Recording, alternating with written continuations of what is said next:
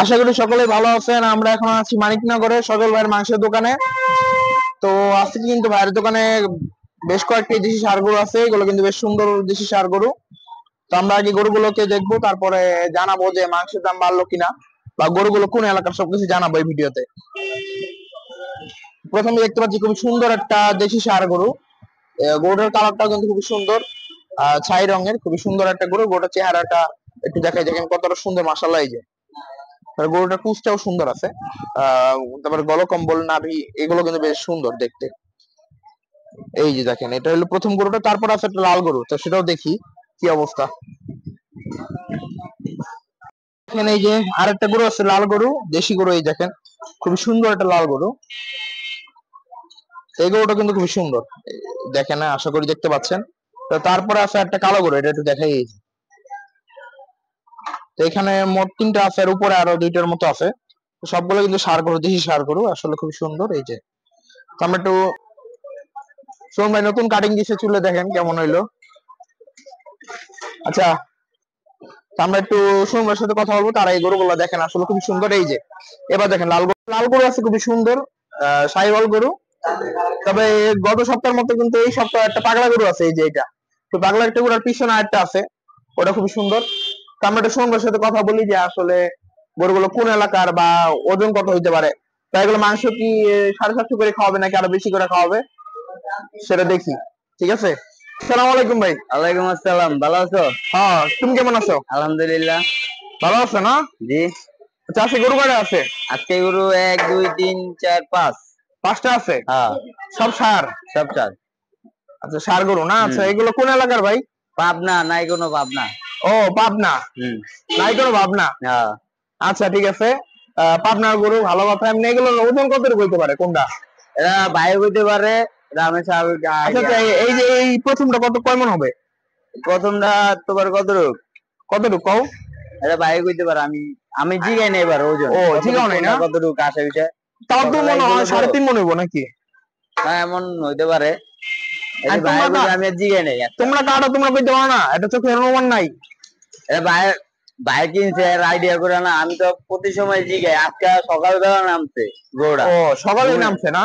গরুটা ঘুমের চোখে চোখে আর জিগাই নাই। ও আচ্ছা আচ্ছা। শুনুন ভাই, এমনি এই গরুগুলো কি পাবনার নাকি? আর এগুলো এখন মানে কত করে কেজি পড়তেছে গরু? ভাই ভাইও কইতে পারে, আমি জানা। ও, তুমি জানো না? আচ্ছা, তাহলে 750 উপরে যাবে নাকি? হইতে পারে। হ, কেলেগা তোমার এবার ডাবল ভাড়া লাগবে, গাড়ি ভাড়া ডাবল লাগবে। যেমন যে এক গাড়ি দিয়ে গরুটা আইতো, এই জায়গায় একটু সমস্যা হয়েছে।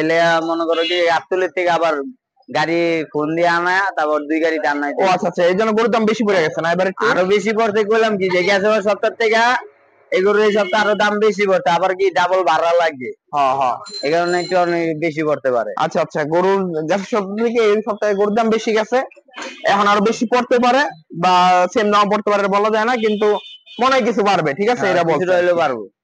কারণ যেহেতু রমজান মাস সামনে, আবার সামনে কোরবানি তো আছে। সামনে তো ওই যে সবর আছে, সব মিলে গরু দাম বাড়তি। হ্যাঁ, বাড়তি না, বিয়ার অনুষ্ঠান এটা আছে। আচ্ছা আচ্ছা। আচ্ছা, গরু কি দাঁত হইছে নাকি? হ্যাঁ, দাঁত হইছে।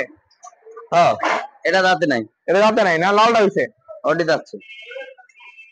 তাহলে এটা কি মনে দাঁতে নাই? ভাইয়া কইলো যেটা বলে পাল্টালে আরো ভালো একটা গরু হইব। আচ্ছা, এটা কি সকালে হইছে না? হ্যাঁ, একদম ভোরে।